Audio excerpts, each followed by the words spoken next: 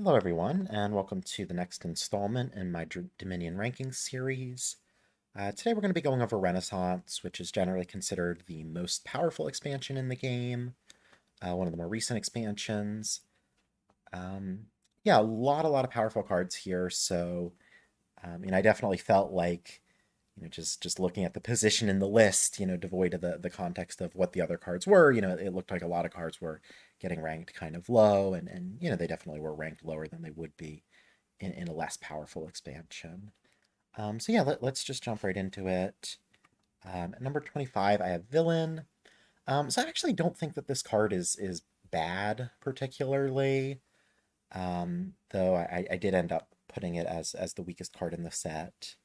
I think probably the main uses for Villain are I think a lot of money decks really like the coffers. You get some flexibility, and that's a lot of times really useful in that kind of deck. And even if the attack doesn't really do anything, you can definitely get value just out of those coffers. Um, Also, sometimes the attack is harmful. I think shelter boards make the attack hurt a lot more because they can't discard a state. Similarly, if there's some good estate trasher but no good copper trashing, that can make the attack hurt a bit more. But even then, it's not generally not super harmful. Um, yeah, I think generally, you're looking at money boards for villain. You're looking at also just boards with kind of weak payload. Even if you are playing an engine, you do the coffers. Giving a little bit of smoothing is nice, and like I said, if your alternative payload options aren't very good, you can throw in a villain and get some value of it out of it like that. But yeah, not I don't think it's a terrible card, but I did end up putting it last in the set. So next we have Scholar at number 24. I was going back and forth between Villain and Scholar for 24 and 25. I ultimately gave Scholar the nod because I think that it's a bit more important on the boards where it is good. Of course, the card has a lot of limitation as a terminal draw to X card, especially one costing 5. Um, you need certain support. I mean, you definitely need villages, and really, you need some uh, action payload as well to make Scholar good. But yeah, I think just compared with a card like Villain, which I think that it's I think Villain is a card which is niche, but also when you do use it, it's giving you some value, but maybe not a ton of value. Whereas I think Scholar is also a niche card, but I think it can be really centralizing on the right board, which I don't think is as true of Villain. Um, so yeah, another card which I consider to be pretty niche, but it definitely has some uses. Next, at number 23, I have Scepter. This is, kind of a throne variant. It has that silver option, kind of similar to a card like Crown, which, makes it a bit more useful if it doesn't, it's not quite as sad as something like Throne Room if it doesn't collide with any good actions. But yeah, I think compared to the traditional Throne variants, Scepter is definitely more restricted. It's only really useful on certain types of cards, using it on cantrips or villages or draw or stuff like that just really is not very useful. Scepter is really looking at payload cards, at things like gainers, certain attacks, that kind of stuff, to be useful. Sometimes you can build a deck with like a terminal draw card that you call Scepter on a bunch of times, and maybe play some other Kingdom treasures. But that's also pretty rare. So yeah, I think that the main thing with Scepter is just amplifying your action payload cards, which can be useful, but of course not every board has those, and so there are going to be some boards where Scepter just doesn't do much. Um, yeah. So next I have Duckit, and I think now we're kind of getting into the more broadly useful cards. Um, Duckit, I think it's a card that's not very exciting, but still It's a reliable source of plus buy. It gives you those coffers which can help with flexibility and um, kind of just making your deck more reliable generally. I think compared to something like Candlestick Maker, I think the Copper Trasher or the Copper Trash helps quite a bit. Of course, Duckit doesn't make your deck any thinner because you're just replacing a stop card with a stop card. Um, but still, you're not increasing the number of stop cards. I think that really helps. Um, so yeah, I don't think Duckit. Not an exciting card. It doesn't do anything crazy like a lot of the cards in Renaissance do, but yeah, I mean, as a source of plus buy, it's perfectly acceptable. So yeah, that's why I have it at number 22. At number 21, I have Improve. This is yeah, it's another card that has some pretty broad uses. Not super exciting most of the time, but it can do some cool stuff. I think it's really good with non-terminal 4 costs. So you can open something like Improve Ironmonger, right? And then you can think about doing stuff like turning your Ironmonger into a 5 if they collide, or turning your Improve into another Ironmonger, so you're kind of just getting that silver effect the first time, and then after that you're turning it into another 4 cost, which might be more useful for your deck. It's also like one of these cards that's like really, really good as a card like on the last turn of the game, because you can turn 4s into duchies. You can turn the Improve itself into a 4 that's going to help lower piles, or turn something else into something that's lowering piles. So yeah, I think in that capacity, it's giving you a lot of value. It's also really useful with cards like Spice Merchant. I found that with Improve, it's a lot easier to justify getting 2 Spice Merchants because eventually you can turn them into 5s, and I think that just really helps the build all around. Um, so yeah, I mean the card is terminal, and it's as a terminal silver, it's kind of got a bit of a high bar for what it has to do to justify itself. But yeah, I do think a lot of times it can clear that. Um, so yeah, I think I've said what I wanted to say about that. It's pretty useful, but I just don't think it's is quite as powerful as some of the things I ranked above it. At number 20, we have Research. So Research is kind of an interesting card. It's kind of the remake of Apprentice, so to speak. Uh, yeah, I think Research is a perfectly fine estate trasher, although it can miss a lot of shuffles, and generally it's not. If you're trying to open it with something that isn't a stop card, a lot of times that can be especially awkward because like, even if you draw the Research turn 3, you might cause it to miss a shuffle, which isn't so good. Um, yeah, there's some stuff you can do with like gold gainers to draw with Research, but even with that, it's a lot of times just going to be inferior to traditional draw. Um, so yeah, I'm not sure what else to say about this card. It's a decent open. It trashes your estates. You can try to use it for draw, but I think outside of like Market Square, that's really not so good. Um, but yeah, so that's Research. Number 19, I have Acting Troupe. Acting Troupe is kind of a unique village. I think, compared to your more traditional villages, the Acting Troupe really requires more of your draw, and, it really wants, ideally you would have some sort of gainer to gain more Acting Troops with. Um, of course, like with all the villager cards, it gives you a lot of flexibility, so I think for that reason it is quite good with terminal draw, especially in the early game.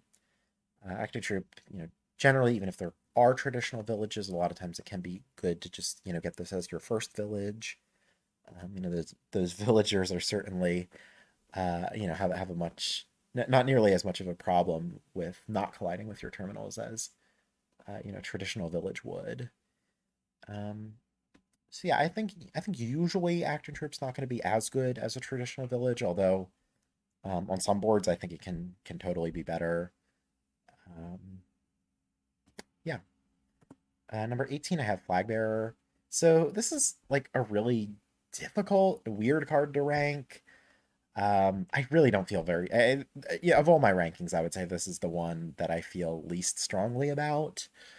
Um, I think if I was just ranking it on, kind of the strength of having uncontested access to it, I think it would be higher than this. But yeah, I don't know. I think that shortly after release, I was, really, really strongly in the camp of just like, do not buy this card. Do not be the first one to buy this card. I don't think I think I've moderated that a bit since then.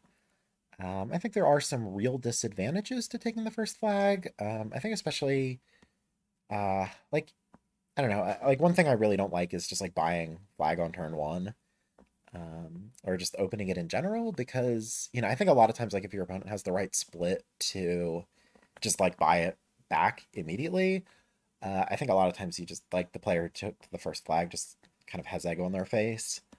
Um, But yeah, I think sometimes, if you can buy it in a situation where it's awkward for your opponent to take back, like, if they would have to like give up a 5 cost buy to get it, I think in those situations it's a lot stronger.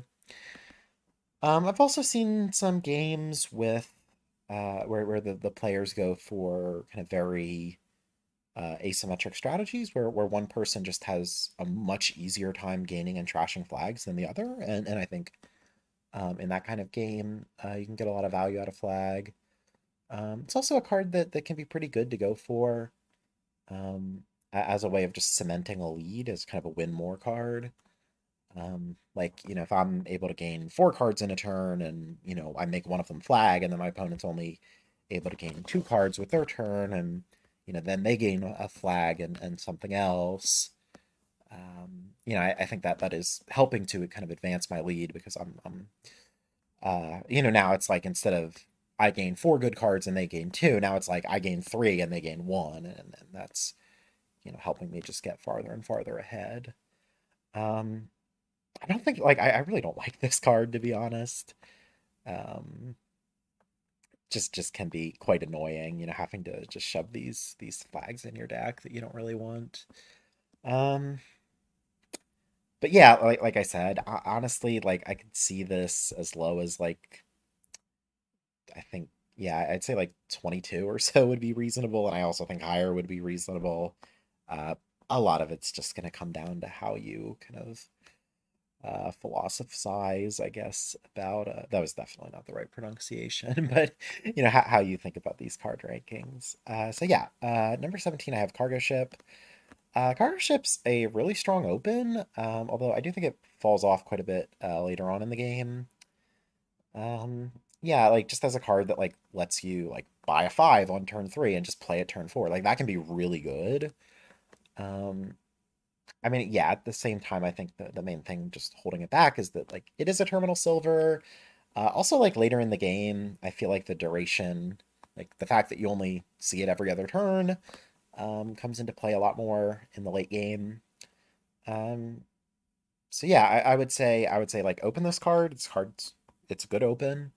Um, but at the same time, I don't think it has as big of an overall impact on the game as the cards that I ranked above it.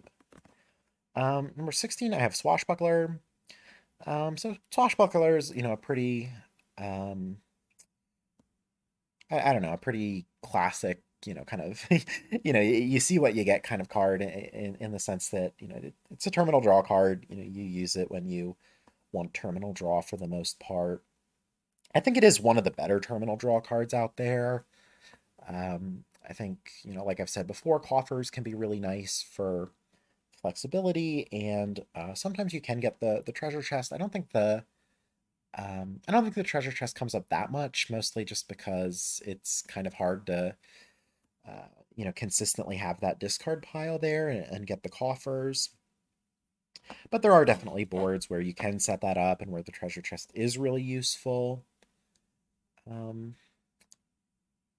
And yeah, I'd also say too, like compared to some of those other smithies, I think that like once you do have deck control, A lot of times, like all those smithies are kind of interchangeable. Like if you have like Catacombs or Journeyman or Patrol or whatever, like once you have that deck control, a lot of times like it really is just like drawing you three cards, and the additional bonus just doesn't do that much. But not that's not the case with Swashbuckler, at least if you do have a way of setting it up. Just having that additional economy can be really useful. But yeah, I mean it needs setup. There are boards where it's kind of just a smithy, which isn't terrible, but yeah. So that's number 16. Number 15, I put Patron. So this is a card I really like. It's kind of a silver alternative, and it lets you bank up these villagers. It's not, really a village in itself, and it doesn't, in the sense that it doesn't let you play more terminals per turn in the long run, but it can still give you some flexibility. I think it's a pretty reasonable card to open, especially if you're looking at some sort of 5-cost terminal draw card. That flexibility from the villager can be really good. It has its reaction as well, which, while not useful most of the time, uh, it can show up with some really powerful combos like Hunting Party, City Quarter, and even something like Border Guard, which is in this set. Can be really really strong forms of payload. Also, of course, it's just action payload, which can be useful. So, if you're building a minion deck, for example, just having a patron around, it's kind of a 4-cost card that's virtual payload, uh, is quite nice in that context. Um, yeah, I would say it's the flexibility is with the villagers is useful most of the time. Moving on, I have Hideout at number 14. So this is kind of an interesting card. If I recall correctly, I think there were some people who thought this card was like really broken on release. It's like a trashing village that costs 4, and that just sounds really powerful. And I think it is a strong card. Um, basically for that reason. Of course, it's not so good at trashing estates, and I think for that reason, it's not the best card to open. You definitely can open it if trashing is a really high priority or if hitting 5 is a low priority. But I think most of the time you're looking at getting Hideout, on either turn 3, 4, or maybe a little bit later. Kind of as your first village, I would say it's really good. Um, because yeah, I would say around that kind of early-ish time when you'd be wanting to get the first village, that trashing I think is pretty clearly a positive. Um, so yeah, I don't know what more to say about this card. Copper trashing is good. Villages are good. It's not, it's not very good as the only village, right? Because the trashing is mandatory, but still, still a very useful card that you're going to want on most boards. At number 13, I have Experiment. So this is, kind of an interesting card. It, converts gains into draw, which can be quite nice. You can use it with, you think about like a workshop. If you workshop for Experiment, that's kind of comparable to moat draw. And of course, with if you have a gainer that's better than workshop, then you have something that's better than moat in that. So if you have groom or sculptor or whatever else, that can be pretty good. Um, yeah, just also, as something that, it's cheap, it's an alternative to silver, it can definitely speed you up like that. Um, yeah, I don't know what else to say, about this. One thing that's kind of funny about the name experiment, it's kind of Donald practicing that, with this concept, or giving it a kind of a test run before exploring the a lot more with horses and menagerie, which I thought was kind of funny. I don't know if that was intentional or not. Like horses, experiment is like super strong with procession. Um, but yeah, I don't think I have anything else to say about this card. It's quite good.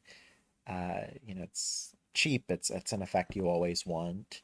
Also, I will say it's uh, especially on kind of more money-ish boards, if you hit 3 or 4 on kind of your penultimate or close to it shuffle, can be quite good. At that late stage of the game, it's kind of doing a lot more than silver. Um, yeah. Moving on, I have Treasurer at number 12. So Treasurer is kind of a moneylender variant. It does cost 5, but the trashing is optional. So if you just want to use it as a terminal gold, you can do that. I think the key is a pretty big deal with Treasurer. Um, and it does have that option to take treasures out of the trash, which can be, I think most of the time it doesn't do much, but it can be really powerful if you have some sort of remodel variant and you want to just turn a gold into a province and then just like get the gold back with Treasurer, and you even get it back to the hand, which I think can be really strong. Yeah, I would say compared to Moneylender, I think Treasurer is more of a payload card than purely a trasher. But yeah, I mean it's terminal and it costs 5, so it definitely has a lot of competition, but still a strong card. Number 11, I have Mountain Village. So villages, especially cheap ones, are always something that is quite useful, and I think Mountain Village is one of the better villages out there. Um, you can definitely do a lot of stuff, with especially stuff that you can manipulate the top of your deck. So if you have a traveling fair or tracker, and you just put a mountain village on top when you know that you're gonna have some good cards in your discard, that can be really really good. Also, just generally speaking, like in the early game, Mountain Village can be great. You play out one hand, you play some cards that get discarded, you might buy another good card, and then you just get to pick those cards up with Mountain Village, which I think can a lot of times speed up your early game and gives Mountain Village a real advantage over the more traditional kind of early villages like Farming Village or whatnot. At the same time, I think it does have a bit of a weakness in the sense that you can't just choose to draw off the top of your deck. You have to pull from the discard if you can. So, I think if your opponent's playing with a Junker, that can be pretty annoying. Or, if your discard just happens to be a bunch of bad cards, like if you pulled the good cards out with other mountain villages. So that can be a bit annoying, but overall, I would say the pros vastly outweigh the cons, and I think Mountain Village is definitely quite strong as far as villages go. Next, at number 10, I have Border Guard. Border Guard is a really nice card, especially because it's so cheap. Not only is Border Guard kind of a good alternative to silver, a lot of times you're just buying it over nothing, which is great. And I would say that unlike things like Pearl Diver or Vagrant, the benefit of Border Guard is anything but marginal, right? I mean, this card can, really does a lot of work, when it comes to getting to your good cards, and especially if you can get the artifacts, it's just a really really solid card. I remember a board where, I was playing with border guards, and at some point I had bought a cartographer, and at a certain point, I was kind of asking myself, is the cartographer even better than the border guard, even ignoring the cost, which was kind of funny. I mean, you kind of automatically assume that, thing that costs 5 is going to be better, but I think border guard really is a lot of value, um, and just kind of makes your deck more consistent. So yeah, really strong card. It's just great as something to buy for really cheap. Number 9, I have Spices. Spices is another one of these cards with, or maybe the first card that I've actually mentioned so far, with these on-game abilities, which I think can be really strong. Spices is one of the best money cards in the game. If you just kind of buy a lot of spices and then buy provinces, that's pretty fast. Certainly not unbeatable by any means, but it's also something you can get some support for if you have some cheap terminals or that kind of thing. Um, Even outside of money as well, it's also quite a useful card. The coffers give a lot of flexibility, which I've said many times now. Um, and it's plus buy, of course. So yeah, it's a solid payload card. Also really good if there's a big price point you need to hit, if you're trying to hit 7 or 6 or anything like that. Spices is a great way to do it. So yeah, like I said, strong card. Um, I think it's something that can be pretty deceptively powerful as well. Just as something you just like click on a lot and then go for provinces. Um, Also, really strong combo with Banquet. That can get you to 4 or 5 provinces like blazing fast. Although, I think Banquet Spices has some trouble with all PP. If you actually have to get to 8 provinces, especially if the opponent's contesting spices, then okay, that's a lot more difficult. Um, yeah, also good with cards that just like synergize with treasure in general. So, like something like Hero or Tragic Hero, it just says gain a treasure. Like spices is going to be prefer preferable to gold pretty much always. Um, so yeah, like I said, strong card, although very stacked set. So only going to be at number 9. At number 8, I have Priest. So Priest is a card that I've kind of grown to appreciate quite a bit. I think it's such a good open. Just as a card, and kind of similar to Bounty Hunter, which I had talked about in my Menagerie ranking, which it's costs 4, it helps you hit 5, it trashes cards. It just does everything that you want to do in the early game. I've even played a few boards where I've like skipped Chapel in favor of Priest, just because I wanted to, I wanted to keep hitting those price points. Also, it does have that second effect, which I don't think is as important as the first. Certainly, it's a lot more niche, but still can be really strong on some boards. Where Priest can just generate lots and lots of money with the right support. So yeah, I think, and even if you don't do that, even if you don't go kind of all in on that, sometimes just getting 2 priests or getting priest and another trasher.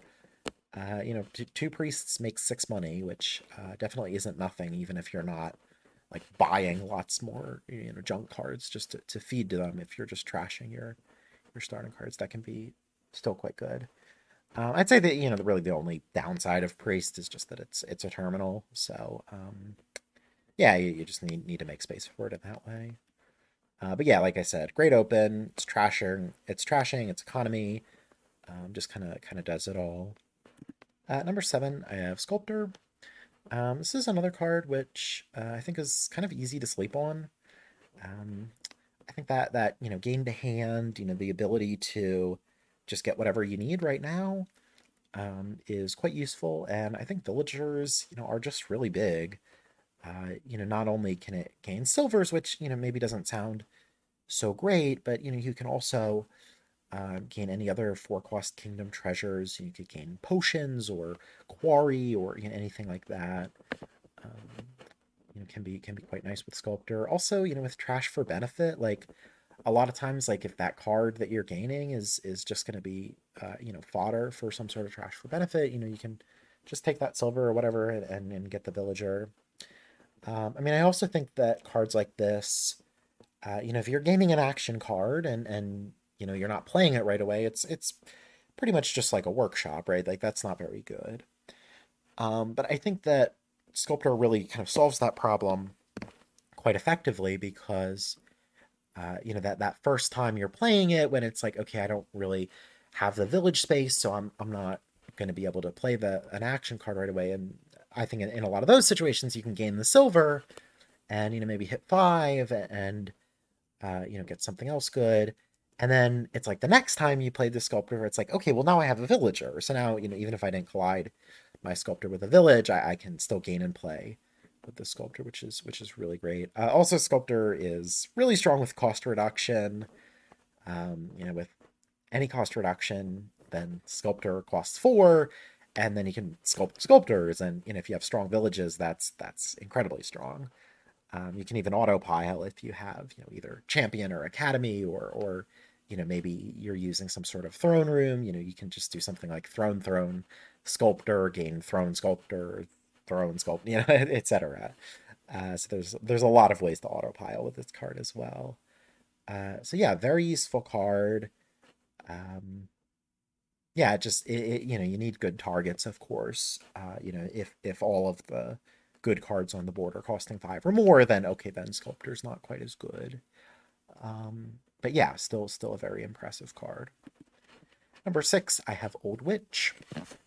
So this card, like Witch, is quite strong. You can dump a bunch of curses in your opponent's deck. It's draw. Unlike Witch, the curses are a bit less permanent, so Old Witch is kind of more of a draw card that has this attack attached to it as a kind of a bonus, rather than something like Witch, which I think is more primarily thought of as a junker. But yeah, I mean, I will say about Old Witch that trashing has gotten pretty strong these days, so I think all junkers are maybe suffering a little bit. And like any terminal draw card, like you really want villages for Old Witch. I don't think that villages are a kind of need so much. It's okay to play Old Witch as your only terminal, but I think on a lot of those boards where villages are not so good, I think I have been skipping Old Witch a little bit more, and that's why I didn't place it any higher than this. So yeah, still a very strong card, but I did decide to put it at number 6. Number 5, I have Seer, and this is a card which I'm really high on. I think that, well, non-terminal draw is really good, and I also just think that you don't actually have to have that many of those 2 to 4 costs to make Seer worthwhile. I think that there are some boards, of course, where the 2 to 4 costs are really the lifeblood of the whole board, and then you play Seer and it draws like 3 or 4 cards, and that's insane, and that's amazing. It's like it's like a double or a triple lab even. But even if the Seer is like only drawing one or like only drawing 2 cards, that's still good. Laboratory is a good card. And so, yeah, I think the card has really high highs, but I think its lows are not even particularly bad. Um, I think a lot of times there, it's just kind of a more typical non-terminal draw card that's, more kind of comparable with something like Lab. Um, so yeah, like I said, it's a card I've been really impressed by. It does have some really insane boards, so that's why I put it at number 5. Number 4, I have Inventor. This is another one I was going back and forth on. I was considering putting Inventor lower than this, but I did ultimately decide on giving it that number 4 spot. I do think Inventor, kind of like some of the other cards that I've said really need villages. Yeah, I mean Inventor, I think a lot of times does need that support. A lot of times if you can play 2 Inventors and gain a 5, like that's really great. But yeah, I think it's one of the best payload cards out there. When you have the villages and draw and plus buy as well, this card can be really insane. So even if it's not quite as reliable as a card like Seer, I still think it's really strong. One thing that I've been a bit more impressed by recently, something that I think I maybe used to underrate Inventor in this capacity, is boards where maybe it's kind of difficult to play lots of Inventors. Maybe because village space is limited or draw is limited or something like that. And so the board really is about buying cards, right? It's not about using gainers like Inventor. But I think a lot of times if there is some plus buy, then you can play Inventor and maybe like the gain isn't even really that important, but you're mostly just playing it for the cost reduction. I think that can be pretty useful because if you're trying to buy multiple provinces or that kind of thing, just having the cost reduction is going to mean you're going to need a lot less money to do so. So yeah, like I said, It's a bit more niche than some of these other cards ranked near the top, but I still think it has so many boards where it's just super amazing. So yeah, that's why I gave Inventor the number 4 slot. So now number 3, I have Lackies, and now I think we're getting into some of the really insane cards in this set that are just super game breaking. Yeah, Lackies, it has this on gain effect of giving you these villagers, which is just a super strong effect. It kind of has some of the same advantages as a card like Acting Troupe, in the sense that it's kind of a village alternative where you don't need to actually collide your villages with your terminals. But unlike Acting Troop, like it's even faster, right? Because you don't have to play it to get the villagers, you just get the villagers immediately. So, if I know that I have a terminal collision next turn, well then, I just buy a Lackeys and I don't have a terminal collision anymore. And that's really great. Of course, Lackeys itself is a draw card. And now one of these like moat variants might not look super impressive, but it is giving you some draw, and really the main thing about the card is the villagers. So it's not like Mode or Faithful Hound where the draw is really a big part of why you would buy the card.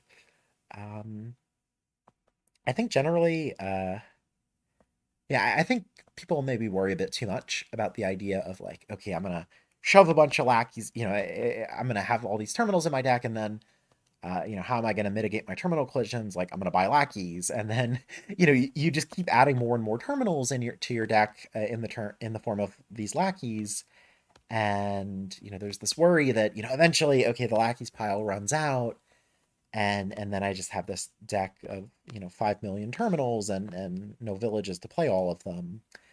I think that is something that you need to think about, but at the same time, I think a lot of times that concern is overblown. I think a lot of times the game is over, kind of shortly after the Lackeys pile runs, and yeah, I mean, I don't know, it's kind of just a joke in the the sense of how do you well okay if I have all these lackeys in my deck and I need villages, well, how do I support all of them? Well, more lackeys, right? I think that very often like is just really the answer. Also, like Border Guard, card only costs 2. So especially, if you have some plus buy or even just like remodeling coppers or that kind of thing, it's a really convenient card to just be able to spam. So number 2, I have Recruiter. Recruiter is another card which is just really insane. It does cost 5, of course, so definitely a bit more expensive than something like Lackeys, but yeah, it trashes cards. It gives you villagers. I've talked a lot about the advantages of villagers before, so I don't want to rehash that too much. It's kind of similar to something like Masquerade, in the sense of being something that draws 2 and trashes, but of course, unlike Masquerade, it's also a village, so that's really great. I think a lot of times it's not really a substitute for traditional villages so much. Um, I think most of the time, uh, you're going to want to, if they are available, kind of rely on traditional villages later on into the game. But I think that Recruiter gives you a lot of advantage in the sense of, in the early game, you can just use those villagers from trashing estates and, use those in the kind of period of the game where your traditional villages might have problems with, not colliding with your terminals. And then later on into the game, the traditional villages look quite a bit better. But yeah, this card, it kind of does it all. Like I said, it gives you a lot of flexibility in terms of your terminal space. It's trashing. It's not draw per se, because it doesn't actually increase your hand size, but it does let you cycle through your deck faster than you otherwise could. So yeah, that's really strong. It's something that if you want to trash your estates, Recruiter is a great way to do it. And if terminals are going to be important on the board, that flexibility from villagers is just fantastic. Yeah, so now moving on to number 1, we have Silk Merchant. And yeah, I think Recruiter would be the best card in just about any set where it was printed in. Except for this one. I mean, I guess Recruiter versus Peasant or something. That could be pretty debatable, but Yeah, I think Silk Merchant, I mean, it's the best card in the game. I don't think that should even be particularly controversial at this point. Silk Merchant, it does so much for you. The card, it's draw, it gives you economy, it gives you these villagers, which give you a lot of flexibility in terms of your terminal space. It gives you buys. Yeah, it's one of the best trash for benefit food cards out there, which is especially impressive because it's like, um, you look at cards like Fortress or Rats, which are kind of comparable in the sense of being really great food for trash for benefit cards, and it's like those cards like Rat's whole thing is trash for benefit, right? And Fortress, I mean, okay, it does one other thing. It's a village, right? But Fortress does two things. I mean, Silk Merchant does everything, and the card it's great in the open. It helps you hit your price points. I mean, Silk Silver hits double five more than just about any other open. Um, and it can even help you hit six or seven. Um, I think also in the late game, Silk Merchant is really good. I mean, as a card, if you're in the mindset that okay, my next turn is going to be my the last turn of the game, and I want to add some cards to my deck that are going to increase the capacity of my deck next turn. Like Silk Merchant is like one of the best cards for that because it's like it's giving you more draw, more buys, more economy. It's not really giving you more actions if you're going to play the Silk, but it makes your action space more flexible. And it only costs four, right? I mean, you could buy like a laboratory, right? Which is in that situation, which, is by no means a bad card at all, but like that's just giving you the draw and it costs more than Silk Merchant. So yeah, this card is like really insane. It's great at like every stage of the game. And yeah, I think that I think this card is definitely pretty deceptive, right? I mean, I think back, after release, this card people really slept on. But yeah, I think it's the best card in the game. I think there's one other thing I wanted to say about it. Um,